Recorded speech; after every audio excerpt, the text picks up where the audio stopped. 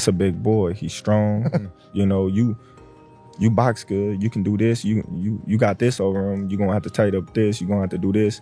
You know, it's a conversation. With Canelo said, I believe Canelo at one particular time thought I was scared of him. Floyd Mayweather's first words after training with Terence Crawford were filled with confidence as he shared insights to help Crawford prepare for Canelo Alvarez. Floyd Mayweather, widely regarded as the greatest of all time, has expressed his willingness to train Terence Crawford, having defeated Canelo Alvarez in 2013. You know, I didn't have to have 70 fights or 150 fights, 300 fights. Did I not beat the most world champions? Yes, you did. Okay. And in the least amount of fights? Yes, you did. Who got the highest gate? Floyd Mayweather. Who made the most money? You did. Who was the most accurate fighter of all time? You were. So it's basically saying that... The greatest of all time. Okay. All right. Mayweather's experience and strategic insights could greatly benefit Crawford, especially if he steps up to face Canelo, leveraging Floyd's mastery to prepare for the challenge. Mayweather reflected on his fight with Canelo Alvarez, emphasizing his smaller size during the bout. It wasn't my idea. So at one particular time, you guys can, anybody, you can go online and pull this up. It was an article. So with Canelo said, I believe Canelo at one particular time thought I was scared of him, you know, that I was afraid.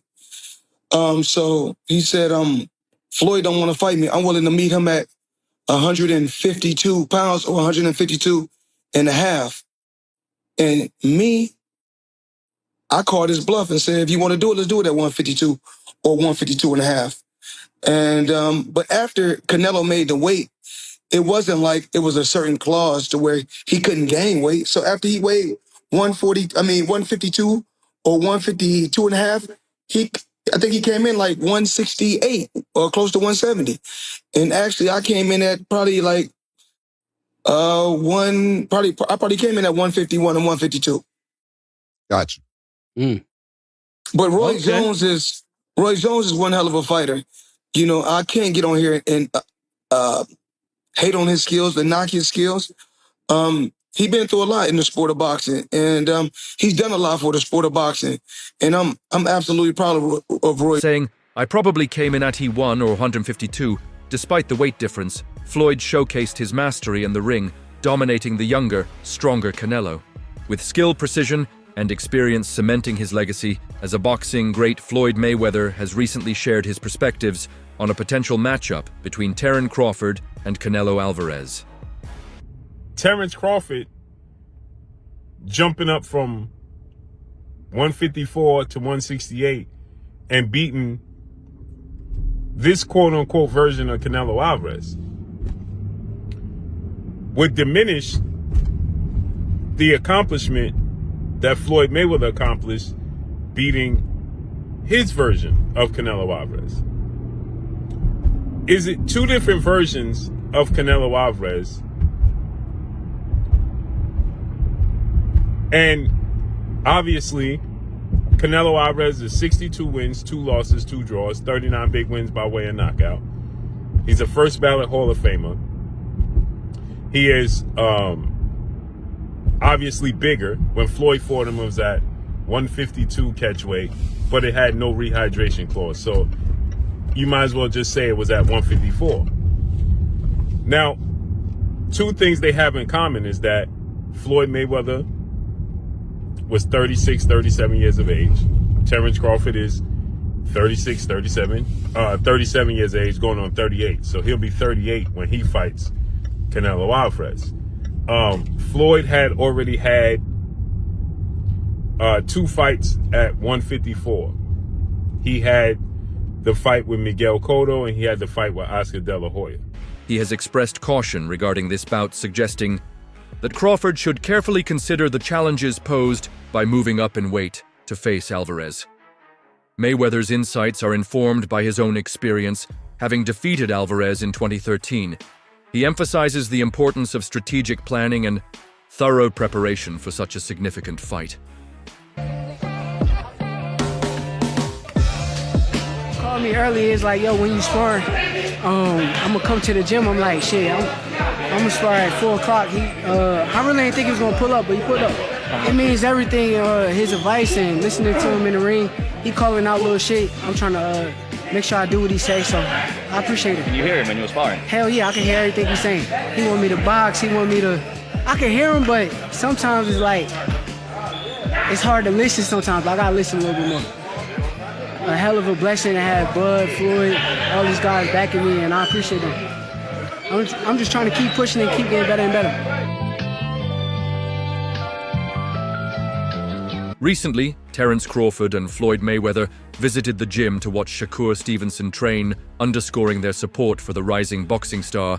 Their presence highlights the strong mentorship and camaraderie within the boxing community. In a recent Las Vegas gym encounter, Floyd Mayweather humorously addressed Eddie Hearn's past comments, questioning his net worth. Mayweather, who has earned over $1. I was just in the gym. They probably heard I was there, so they wanted to pull up. You know what I'm saying? What was that like? Yeah, I mean, I've never really spoke to Floyd before. I've met him half a dozen times, and we've sort of said hello and all that kind of stuff. But actually, he's a funny fucker. He is. And I'm single-handedly making Terence Crawford the most popular fighter in the world, because I am the only one that's ever brought out his personality. True or false? Like, and Terence is one of the top guys in the sport. But even if he wasn't, you'd still say that because your business mind now is working and you're going, oh, I wouldn't say top. I might say top, but he's unbelievably humble. Let me give you an example. Terence Crawford is with Steve Nelson's team, okay? They are staying at a hotel, part of the Cosmopolitan Group, across the street, all right? Nice hotel. Oh, my hotel, actually. Yeah, okay. Nice, right, but, you know, there are many more fancy hotels in Las Vegas, okay? He has a standard room there, and we said to him, listen, do you want us to get you he could go into any hotel in Vegas and get a palatial suite. And he said, no, I want to stay with Steve for the week in a standard room. Now, to some people, they might go, oh, big deal. You know what people are like.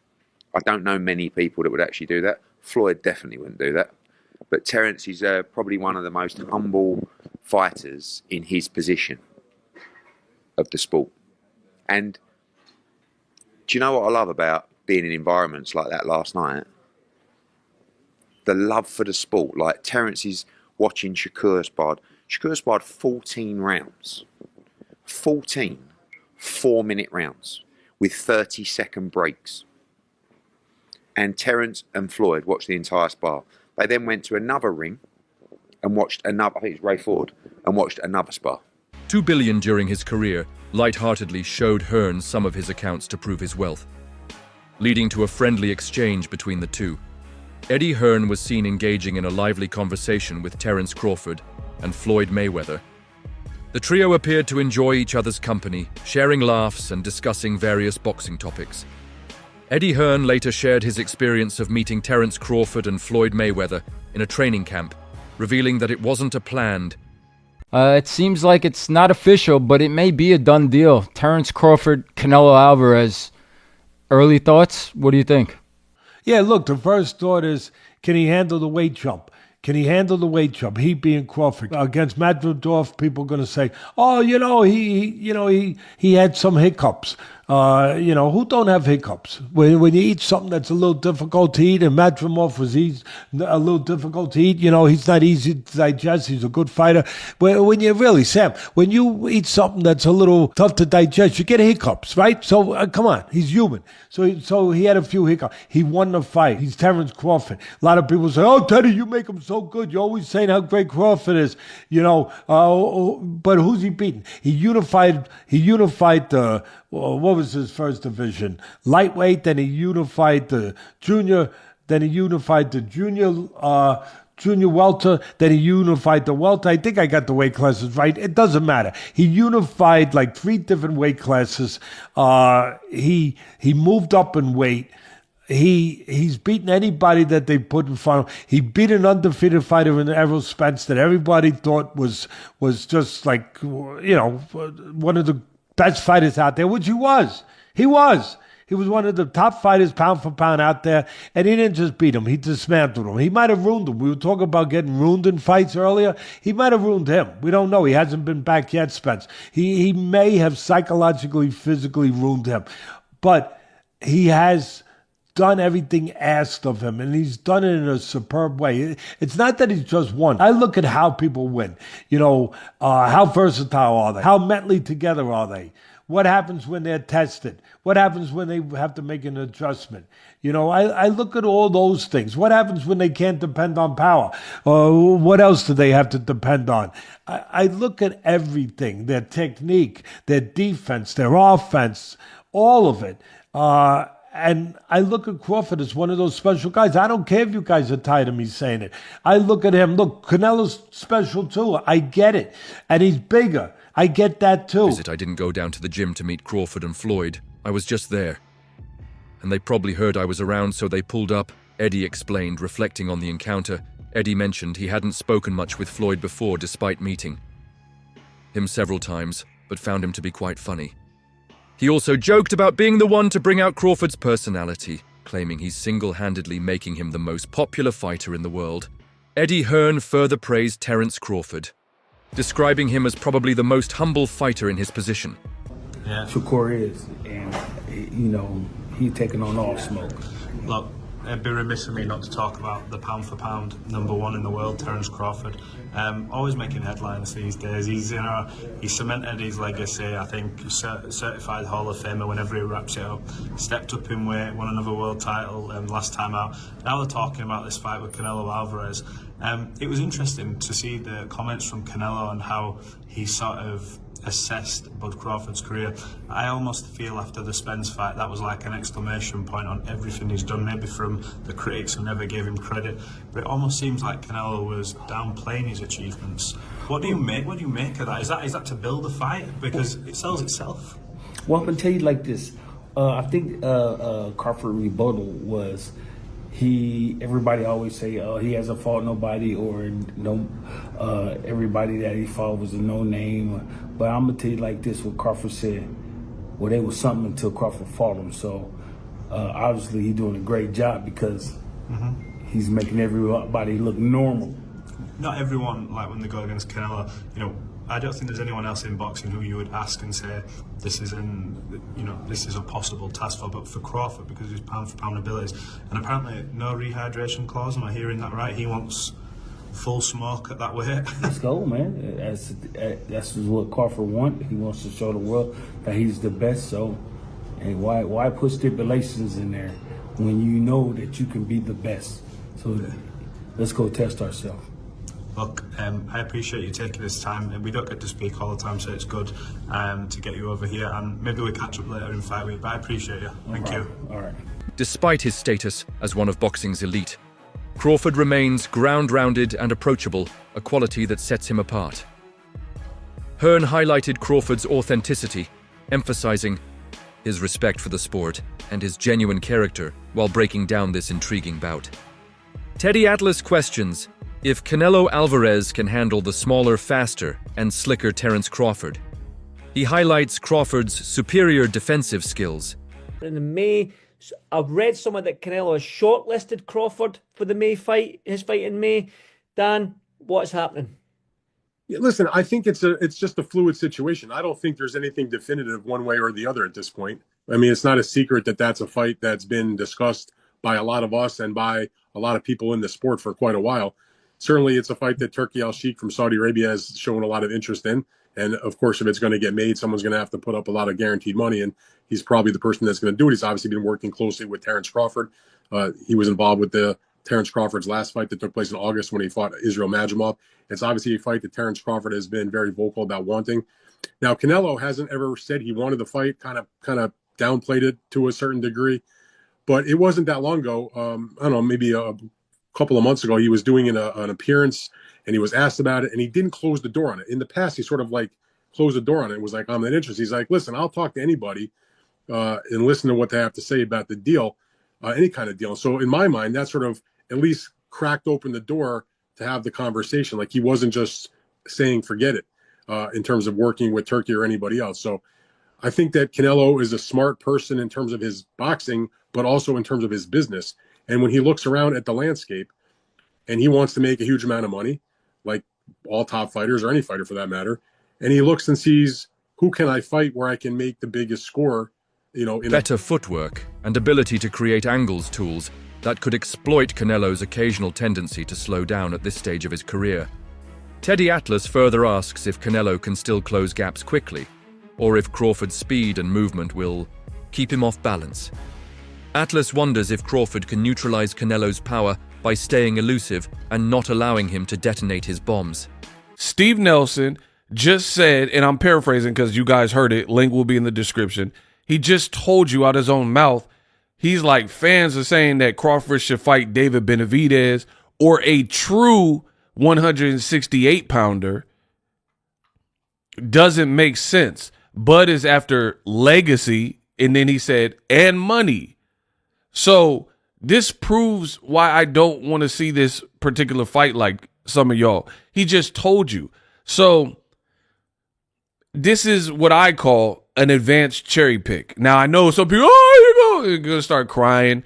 The reason I say advanced, now, it's not an advanced, it's not a cherry pick in the normal sense of like, you know, because this would be an accomplishment if Bud can defeat somebody at a higher weight class without acclimating, right? So it's not the traditional cherry pick, but it is still an advance, or this is what I'm calling it, an advanced cherry pick, because his own teammate and friend, Steve Nelson, is telling you there's no reason for Bud to fight a true 168-pounder. He started off by saying Canelo Alvarez started off smaller, like a welterweight earlier in his career at 54, and then made his way up to 68.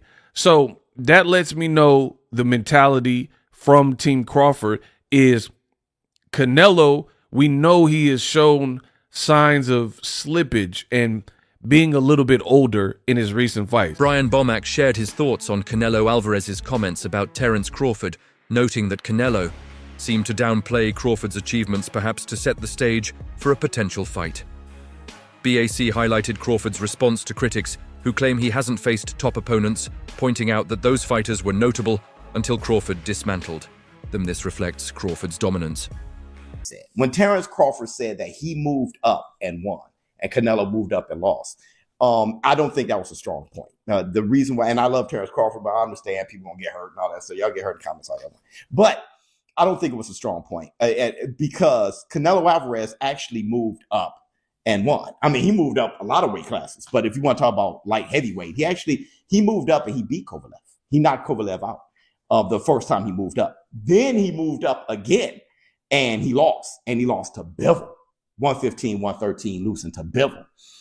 Terence Crawford, on the other hand, he moves up to 154. He won 115, 113, but it was against an 11-0 Madrimov who didn't really have much of a resume. So, I mean, it's just different. Let's be honest. Madrimov, you can't really name who's his biggest win.